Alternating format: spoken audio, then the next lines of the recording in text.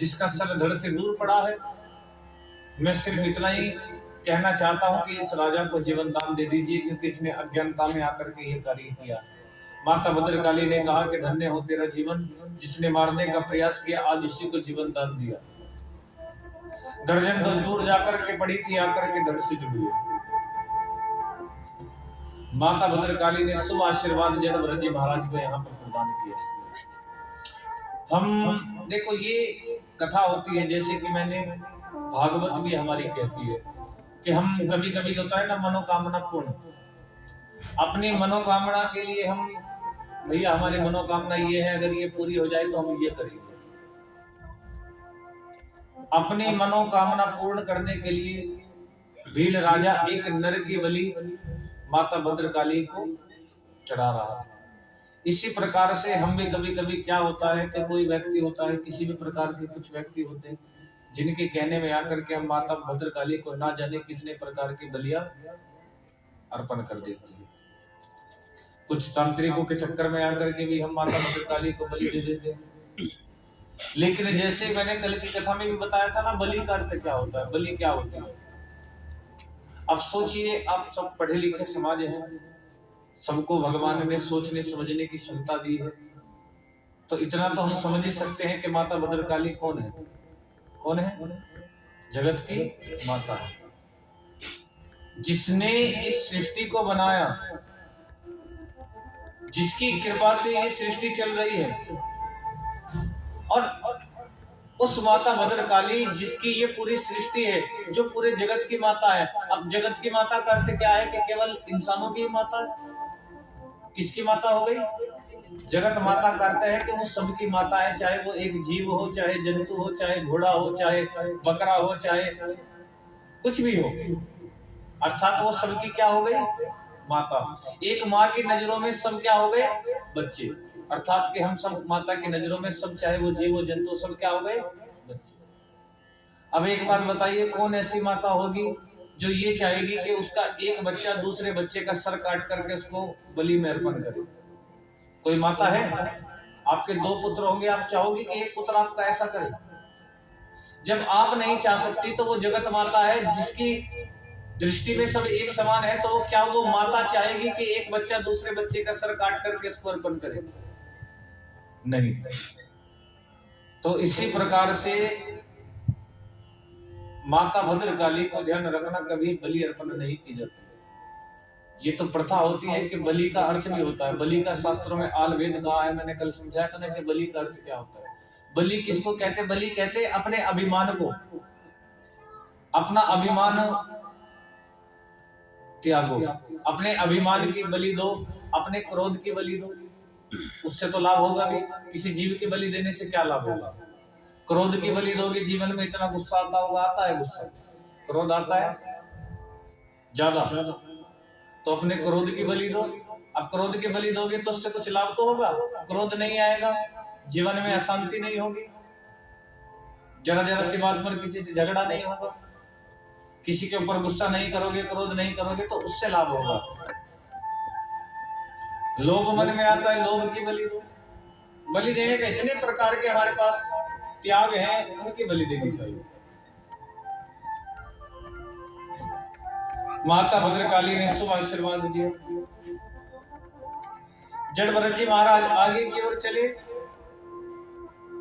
तो महाराज रघुवन पालकी में चले जा रहे थे। अचानक एक कहर की तबीयत खराब हो गई। कुछ सैनिकों ने जड़भरत जी महाराज को बुलाया। जड़भरत जी महाराज आज पालकी को लेकर के जाने लगे। जो स्वयं ना जाने कितनी बार पालकी में बैठ चुका है, आज पालकी को अपने कंधों पर लेकर के जा रहा था। और जब अपने कंधों पर लेकर जाकर नीचे देखते हुए जा रहे थे, कहीं उनके पांव के नीचे कहीं चींटी आदि ना जाए, कोई अपराध ना हो जाए। अपराध से बड़ा डर। ये भी जैसे मैंने बताया कि बलि देना भी, हम किसी जीव की बलि देते हैं तो ये अपराध होता है, पाप होता है, इसको भी अपराध कहा जाता है। और सबसे ज्यादा जो हमारे सनातन धर्म को ठेस पहुंचाने का जो दुस्साहस है, ये इन्हीं प्रकार के व्यक्ति करते हैं। मैंने तो आप देखो ज्यादा नहीं, एक छोटी सी बात है, बड़ी समझने वाली बात है।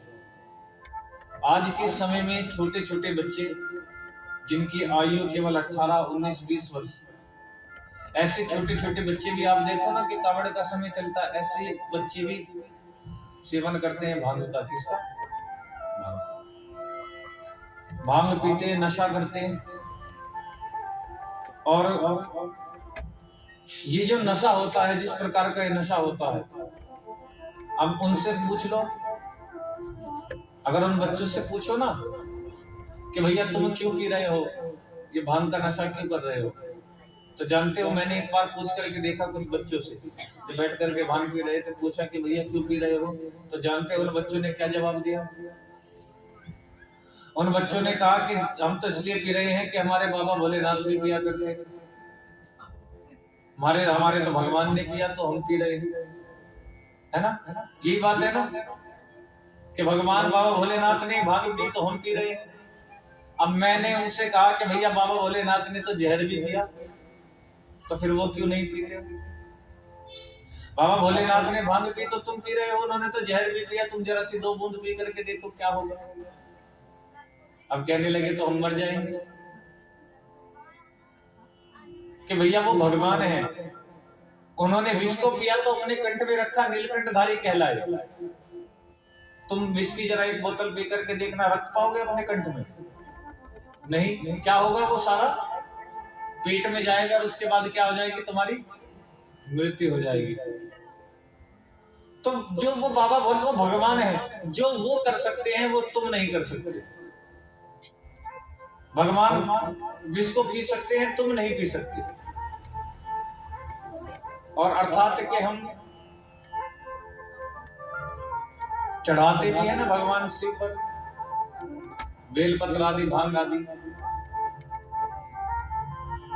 तो इसका अर्थ ये नहीं है कि बाबा भोलेनाथ किसी प्रकार का नशा किया करते हैं, क्योंकि भागवत जो है ना, कभी भागवत में, कभी शास्त्र को उठा करके देखना, तो भागवत में क्या कहा है कि भगवान और इंसान में अंतर क्या होता है, भगवान कौन है और इंसान कौन है। जो प्रकृति के वश में रहे वो मानव है, जो प्रकृति के वश में रहे वो कौन है? इंसान। और जो पूरी प्रकृति को अपने वश में रखे वो भगवान है। और जिसके वश में पूरी प्रकृति है बाबा भोलेनाथ, ना जिसको भूख लगती है, ना प्यास लगती है, ना सर्दी लगती है, ना गर्मी लगती है, जो प्रकृति से परे है, जिसने इन सब चीजों को जीता हो। आज भी देख लेना कि हिमालय पर जाते हैं, हिमालय पर क्या पड़ती है? बर्फ। और इस समय पर जाकर के देखना वहां क्या लोग, कितनी सर्दी होगी भैया। ऐसी जगह पर बैठ करके भी मैंने ऐसे ऐसे संत देखे हैं जो बिना कपड़ों के वहां पर बैठ करके तपस्या करते हैं। अब क्या बताइए, क्या उनको सर्दी नहीं लगती होगी? लगती होगी या नहीं? नहीं लगती। क्यों? क्योंकि उन्होंने इस चीज से वो आगे पहुंच चुके हैं।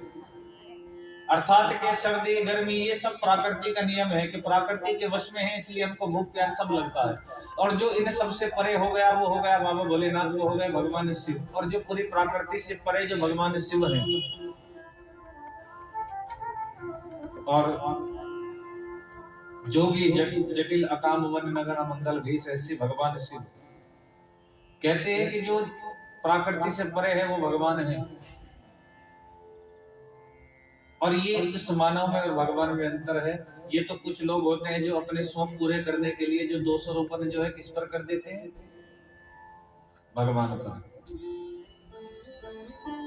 भगवान पर दोषारोपण शुरू हो जाता है। तो और मैं तो देखता हूँ कि बनाने वाले भी कैसे कैसे भजन बना देते हैं।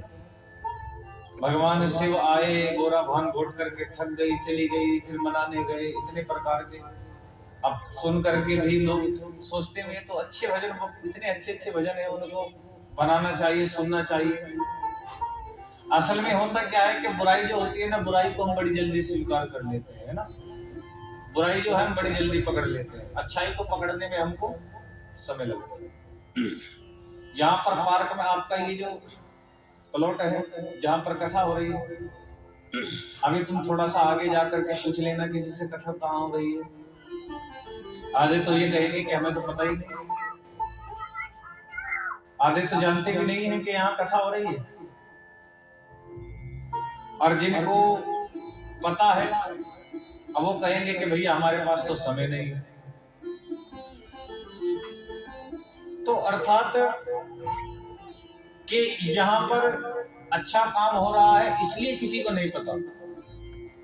अगर यहाँ पर जरा सा स्कूलों में बुरा काम हो जाए तो पूरे मेरठ में केवल यही की चर्चा होगी कि सबको पता चल जाएगा कि पूरे मेरठ में कि भैया सैनिक कॉलोनी भी है और उसमें एक जगह है वहां पर, कि बुराई जो होती है वो बड़ी जल्दी फैल जाती है। बुराई को फैलने में समय नहीं लगता, अच्छाई को फैलने में समय लगता है। तुम किसी का जीवन भर अच्छा कर लेना, जीवन भर भला कर लेना, है ना, और एक बार जरा उसका बुरा करके देख लेना, वो जीवन भर की भलाई को भूल जाएगा, लेकिन एक बार किया हुआ जो आपने बुरा है ना उसको जीवन भर अपने हृदय से लगा करके रखेगा, भैया इसने मेरे साथ ऐसा किया था, अच्छा चाहे जितना भी कर लो। और इसी प्रकार से क्या होता है कि समय लगता है अच्छाई को फैलने में। और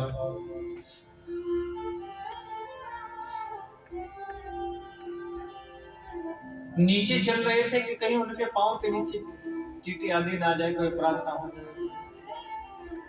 पांव को उठा करके रखा, पालकी का संतुलन बिगड़ा, महाराज रहोग उनका सर छत से जाकर के लगा, बाहर निकल करके आए, इतने हष्ट पुष्ट होकर के ठीक से चला भी नहीं जाता।